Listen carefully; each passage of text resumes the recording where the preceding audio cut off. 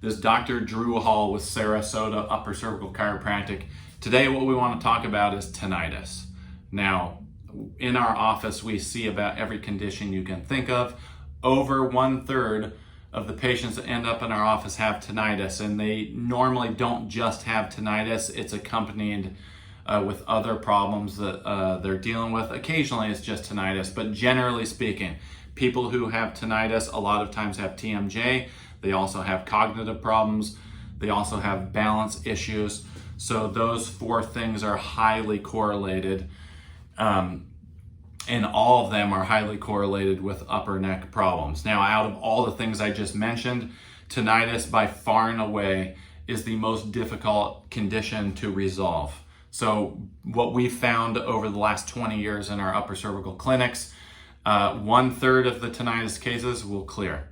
They'll go away, they heal up. 1/3 of them will improve, and 1/3 of them, it doesn't affect it. We're not proud of those numbers, but over the years dealing with hundreds and hundreds of tinnitus cases and hearing what they go through and all the different care providers that they've seen, we found that even though it's only 1/3 of the cases, it's probably the best procedure out there in helping people with tinnitus. But what does the science say about tinnitus?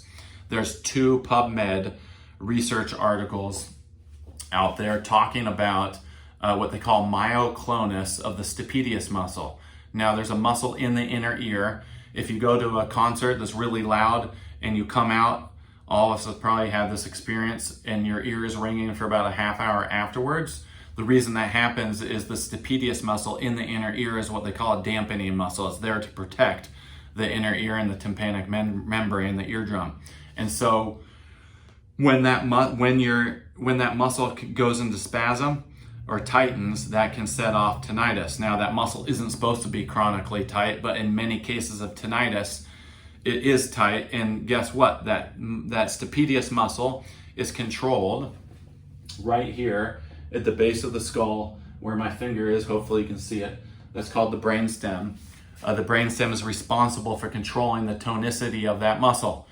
Now, what the research in those 2 PubMed articles shows is not all, but a certain percentage of people who have tinnitus because that muscle is in chronic spasm. Just like your shoulder muscle can go in spasm, so can the stapedius muscle. So what we found, because the brainstem controls that muscle, one of the pathways that we think is responsible for these people with tinnitus that improve is when they've had an injury in the past, whether it's a sports injury or a slip and fall, or they hit their head on the concrete from slipping on the ice. If that doesn't happen in Southern California or Sarasota. But that type of injury can cause one of the upper neck joints to misalign and lock out of position.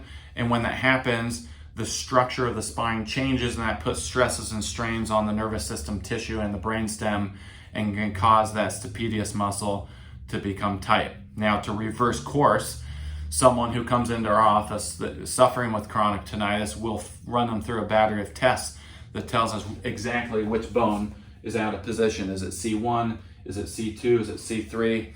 Once we know which vertebra is locked structurally, we'll take imaging that tells us exactly the angulation of the joint and what direction is actually misaligned. And once we have that information, then we put the patient on the table and introduce a precise force with no twisting, no popping, no pulling. This is a very non-invasive procedure. The patient generally thinks nothing happened.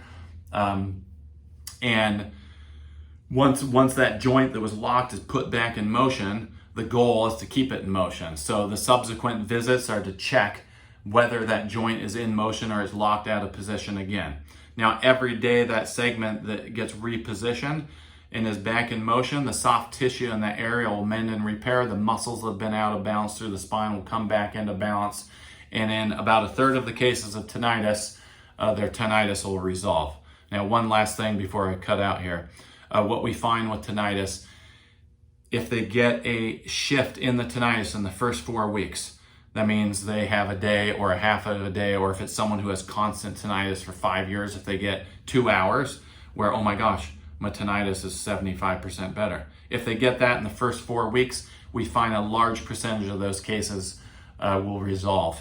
We find if they go past 4 weeks and they've had no change in their tinnitus, We still have those cases do better, but the percentages of them that do start to narrow. So if you have tinnitus, vertigo, or any of these other problems I've mentioned, you can find an upper cervical chiropractor in your locale. Most of us give a free consultation exam. You can go in, they'll run you through a bunch of tests, look at your history, and see if upper cervical can help. I hope this video made sense. Hope patients out there who have been suffering, looking for answers, are outside of just swallowing medication and treating symptoms, but you're actually interested in getting the underlying cause. Hopefully this video made sense and you will find relief, whether that's in Sarasota or somewhere else in the country or world, with an upper cervical chiropractor. Thank you.